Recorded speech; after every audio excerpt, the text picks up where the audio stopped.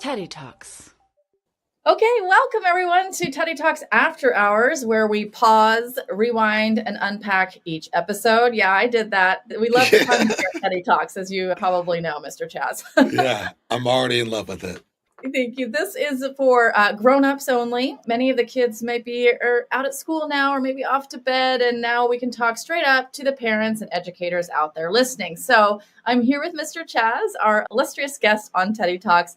Mr. Chazz is a former Montessori teacher. So, Mr. Chazz, fun fact, my mother was a Montessori teacher. I am a Montessori child from back in the day when Grizzle and Grizzlette and I were playing together in elementary school.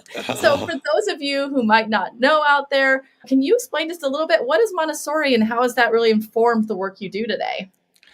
Oh man, so I started off when I first started working with kids, it was in a Montessori program. And it was a great start for me to start seeing children in a different way than the way that I was raised. It was only really a part of my journey. Montessori is all about really seeing the child as a full person and with having a lot of practical life focus on it. But nowadays, I practice a different program a little bit more often called conscious discipline. And conscious discipline is I think it's like 25, 26-year-old social emotional learning program based off of brain science and brain research. And that is a framework that's no one really grew up with. But I'm doing a lot of unlearning and relearning and teaching and sharing. And so that's kind of where I'm at right now.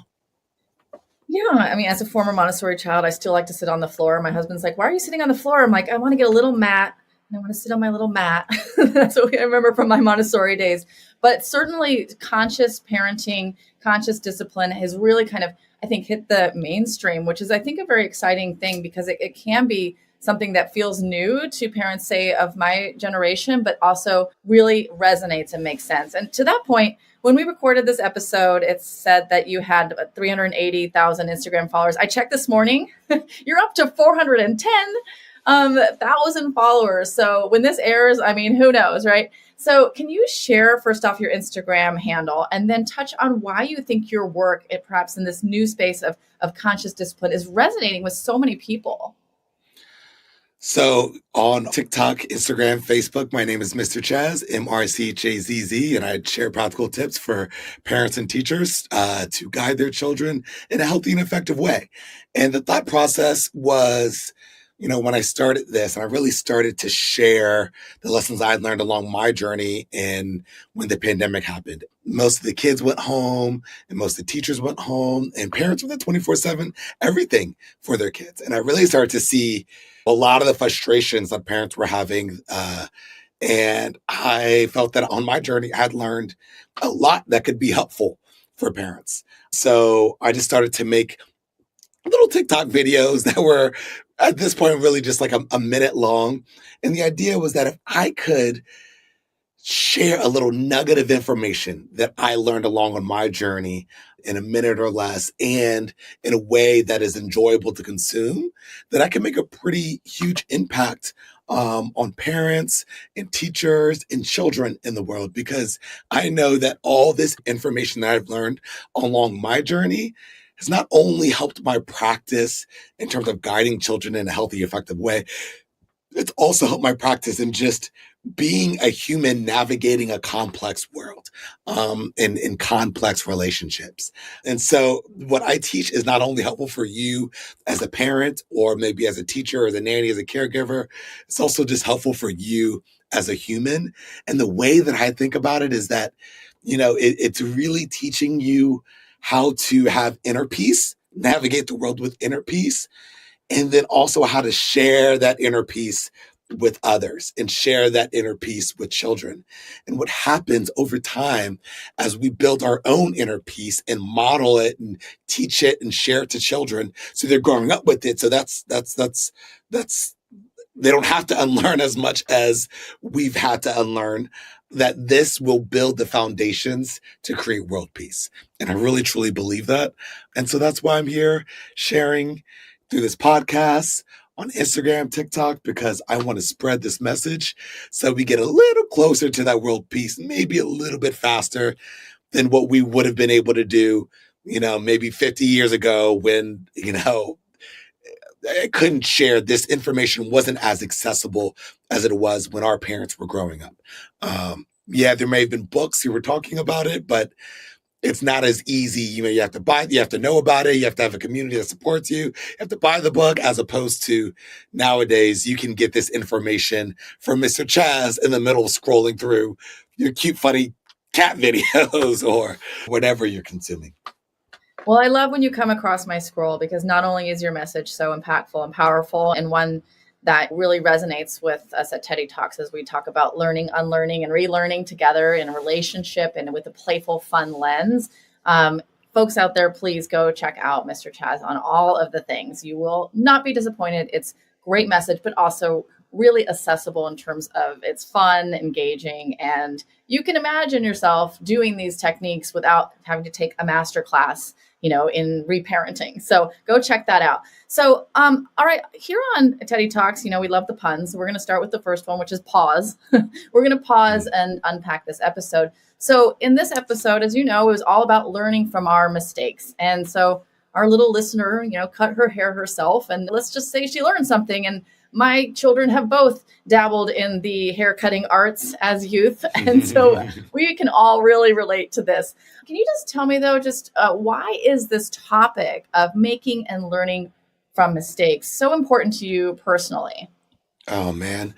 I really do feel like it's at the core of unlearning and learning that this conversation around mistakes is central. And again, along with a lot of other skills, it's something that, we weren't really taught how to make mistakes. A lot of us were just, punished for making them, and just taught that if you make them, then your caregiver will withdraw love from you, or they will inflict pain upon you. I grew up being spanked, so it was I got a little bit of both.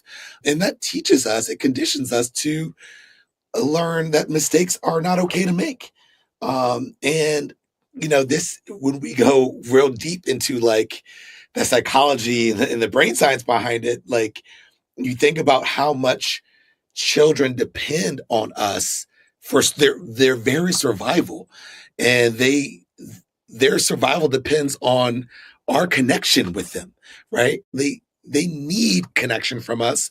They need us to approve of them and to accept them. It is a need. It's not a want. It is a need. And a lot of times what we have a tendency to do for the sake of compliance and obedience is to dangle this safety and connection in front of them in place for their obedience and their compliance. So, and a lot of times our expectations is that they don't make a mistake. And so when they do, they cut the hair, or they hit their sibling or hit their brother, or they knock something over and they break something. Our reaction instead of pausing and responding to them in a non-judgmental way, we have a tendency to react and yell or spank or force them into isolation. And so what happens is they get conditioned to mistakes are not okay. And so when they make a mistake, they have to, instead of embracing that mistake and getting into the part of their brain where they can learn and they can say, hey, like I made this mistake, what can I do better? How can I learn from this? If we don't send them into the lower centers of the brain through our judgment, through our body language, through our tone, through the shame on you, you should know better, they do it to themselves because they've been conditioned to, and they try to defend themselves. They try to protect themselves by blaming someone else. And it's not my fault, or they'll in so many ways, they'll blame, they'll say it's not their fault. They will deflect all responsibility. And us as adults have a tendency to do that too, right? And, even after we do something that is not aligned with our values, maybe we decided that we're not going to spank them, we're not going to yell, we're not going to threaten, but then we do. And then afterwards, we will say, we might say that we're sorry. You might say, I'm sorry for yelling at you, but you need to listen the first time, right? really, again, blaming the child, deflecting responsibility and accountability. And this all comes from our discomfort around making mistakes, as opposed to putting the focus on, okay, I made a mistake. I'll take accountability for what I did, and I'll focus on what I can do next time. Right. And that, when we aren't judging and shaming ourselves, it opens so much more space for us to just to take accountability and learn from our mistake. When we are so busy trying to defend ourselves, then it takes space away from us actually learning from mistakes and doing better. So what that might sound like is, I'm sorry for yelling at you earlier. Next time, I'm going to pause, take a deep breath, and find a different way to get your attention, right? Or I'm going to pause and I'm going to walk away and come back to you to solve the problem, right? So that's what it could sound like for us as an adult. For us to teach that skill to a child, we have to, one, create that safety around making mistakes, so that when they make mistakes, they know, like, oops, like, this is something that happens. My connection with you is not on the line. Our love and connection is not on the line. You can make a mistake and I will still love you. I'm still here for you. There's no mistake that you can make where I'm not going to be here for you. My acceptance of you is unconditional and non-judgmental, right? And so once we start to get in that space, maybe they hit their brother or their sister, whatever happened, with our language, we can say something like, you wanted the toy, so you hit your brother because you didn't know how else to get your toy, right? You didn't know what else to do, right? Even with that language, it's not judgmental, right? It's not a, you hit your brother because you're a bad kid and you should know better. How come you don't know better? What's wrong with you? It's, you hit your brother because you didn't know what else to do and you didn't know how to ask for the toy, right? And that takes the judgment out of it. Now they're more open. They're going to be more likely to say, yeah, I wanted the toy. He's not sharing. He won't give me a toy. Right. And that we're all on the same team now, as opposed to it's me versus you. It's me and you versus the problem. Right. And the problem is not that you hit your brother. The problem is you don't know how to get your toy, back, or how to ask for that toy. Right. Or you don't know how to handle that disappointment from not getting the toy.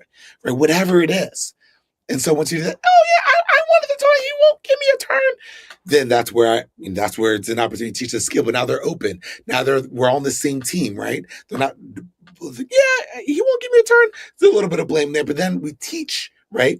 Ask for a turn like this. Say, turn, please.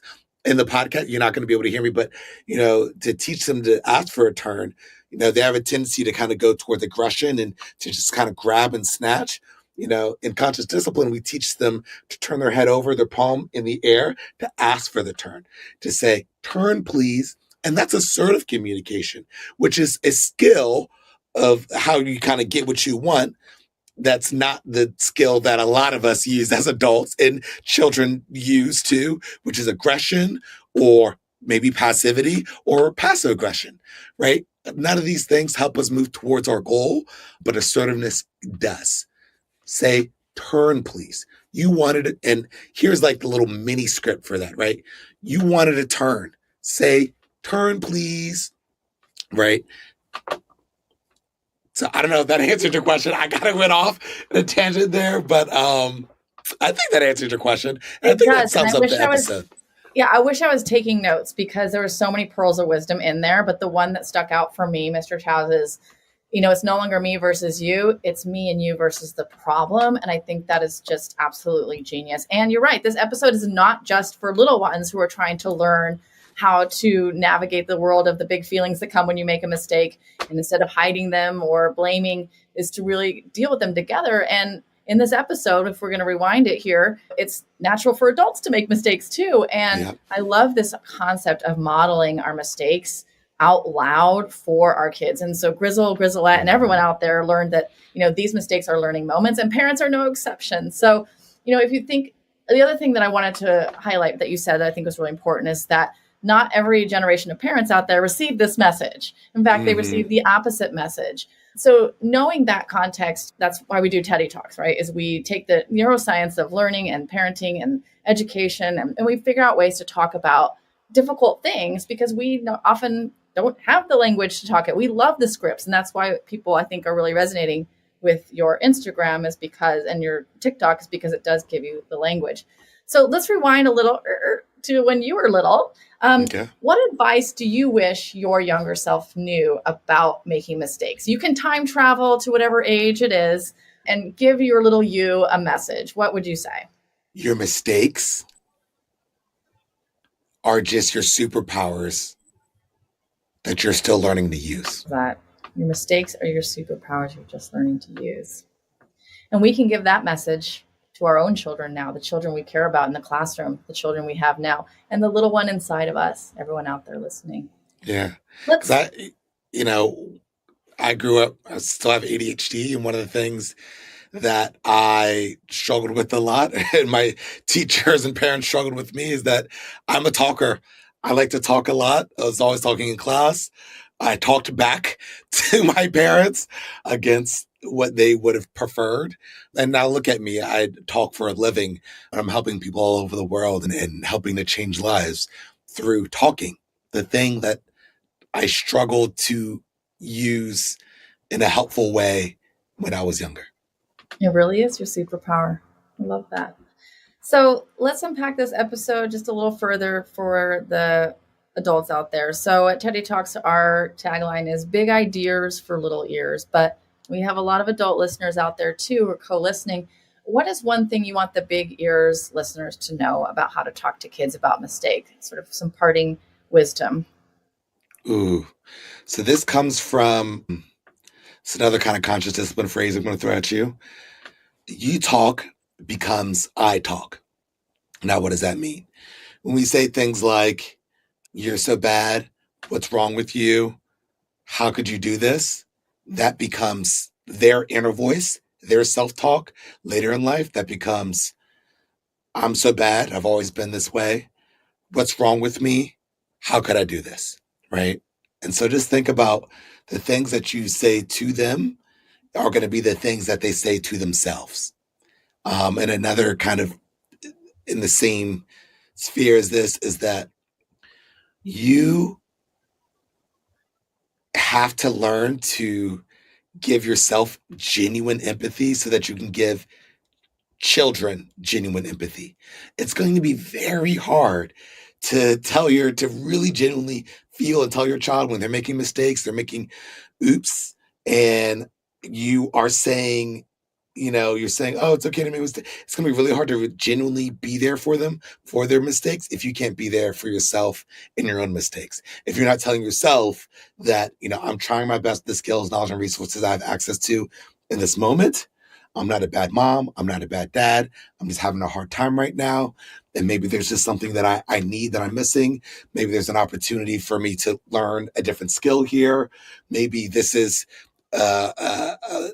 the emotions that I'm feeling are messages from our body to tell me that there's a need that I'm not getting met right now. Maybe it is, maybe you need to take a walk. Maybe you need to take a nap. Maybe you need to reach out to a support system and try to build a support system, whatever it is. I can't tell you through this podcast what you specifically need, but listen to your body. Listen to the messages. Your emotions are just messages from the body. Listen to it instead of pushing it down, ignoring it, which is what you probably have a tendency to do because that's the way that most of us have kind of been conditioned to grow up. So that's what I would say. Yes, I love that. Really being conscious about how the words we say can become our children's inner monologue. It feels sometimes like, wow, that's really heavy. Like, oh my God, I have to, every word has to be, perfect. But then again, does it? It doesn't, because we're really modeling mistakes ourselves, and we can be that living lesson plan for our kids. Instead of telling them what to do, we can embody a way of being, which is embracing mistakes and doing exactly what Grizzle and Grizzlette did in this episode, which is, I did this and next time I'm going to do that. And really listening to our own bodies. All the things we want our kids to do starts really with us. So thank you for that wisdom. Now, to end this episode, we have a very big bonus question. So, as you know, Grizzlette was my childhood bear. Grizzle belonged to my sister, many hours of play together. Do you remember having a special bear or favorite item from childhood, a little lovey? Tell us a little story. Yes, I actually do. Love this question because this is the only time anyone's ever asked me this question. Um, I had a little dog his name was Spot, and it was like a white dog with black spots. And this dog probably meant so much to me when I was young. And I was thinking about why it meant so much to me. And I remembered that what meant so much to me is that my older brother, he's about 5 years older than me, used to pretend to talk with this little dog, Spot. And so it'd be a way that we would play and connect. And I would talk to the dog and he would, talk through the dog to me. And I remember some very early memories. I remember almost not even knowing if the dog was actually talking or if it was my brother. And some of my earliest memories. As an adult, it's obvious, but I think why that dog meant so much to me is because it wasn't about the stuffed animal. It was about me connecting with this other person, with my brother. And so that is my childhood stuffy that meant a lot to me. Well, I'm glad we can ask all the hard-hitting questions here at Teddy Talks that you've never been asked before. And I feel the same way. Grizzle and Grizzlette were more than bears. It was a way to connect to my sister. So play is the language of the child. And so encouraging play, and those early childhood memories are just so precious to carry with us. Is Spot still with us? Do you still have Spot? I have no idea where that dog is, to be honest. I did not, I don't know. Probably when we moved from our house, they probably got lost I don't know. I traded in, I think when I moved to a different house, I traded in Spot for a bunch of action figures. And my brother, for at least a little while, played with those action figures, and we kind of did some kind of pretend play with action figures. So I think that's how I kind of graduated, I guess, from Spot to but Spot lives on. Figures. Spot lives on in all of our memories in our hearts now. So Can I give one more thing on the thing about being an improvinist, and whether you use it or not, it's just a metaphor that I love to kind of talk about in terms of just, you were talking earlier about how it feels like it's a big responsibility to almost say the right thing all the time. And am I going to mess my kid up if I say this or do that thing? And we can get that can be pretty paralyzing sometimes. And I want to just offer this metaphor for you of iPhones, and that I think about this kind of breaking these generational patterns, or these generational cycles, as like the first iPhone, right? If you are even kind of embarking on this conscious, gentle, respectful parenting journey, and you decide to do things differently than what your parents did, and you're trying to use the brain science and you're learning and trying to improve your practice, that is a huge thing to celebrate. That is a huge innovation already in itself. And that's something to celebrate. That is like the first iPhone, right? So celebrate that, because when the first iPhone came out, that was a huge innovation. And a lot of us were, raised by BlackBerries. So this is a huge leap. Or flip phones. Or summers are raised by rotary phones or adding machines, right? And so we've all came from, different places in our journey, and we're all in different places in our journey. But your role is not to break all the generational cycles that exist. Your role is, as the first iPhone, is to update your software as much as you can. You get updates, right, for your iPhone or your smart device, every couple of weeks or every month. And a lot of times on those updates, it's like little, like you don't even notice the difference, right? It's like little improvements here and there. And so from update to update, it can be easy to be like, like I feel like there's no difference. I'm not even growing. Like I feel like I'm not even really moving forward. But over the course of 50 updates, right? It's almost unrecognizable of what that what the iPhone looks like after 50 updates, right? And so you just keep on updating your software and improving. And what happens is your kids take all the updates that you've done, all the steps of growth that you've taken in your lifetime, and they build on that. And all those updates just come right already ready with the hardware. They're already pretty baseline because you've done all that work for them, right? But it doesn't end there. They're just the iPhone 2. The iPhone 2 wasn't a perfect device either. And what happens is they update and then their kids build off of that and so on and so on and so on until we got the iPhone 22 or Google Glass or whatever the next big step of innovation is. It's not your role, it's not your duty, it's not your responsibility to break every single generational cycle or unhealthy pattern of behavior. It's your duty to take as many steps as you can on your journey and pass the baton and let the next generation build off of that. I absolutely adore that metaphor. I'm going to use it all. You just updated my software right now in this moment for metaphors to use when working with parents as a school psychologist, as a mom myself. I cannot thank you enough for coming. Thank you everyone for listening out there. And we will see you all for a new update of Teddy Talks next time. Take care, everyone. Thanks, Mr. Chazz. Thank you for having me. Bye, everyone. Teddy Talks. Teddy Talks. Teddy Talks. Teddy Talks.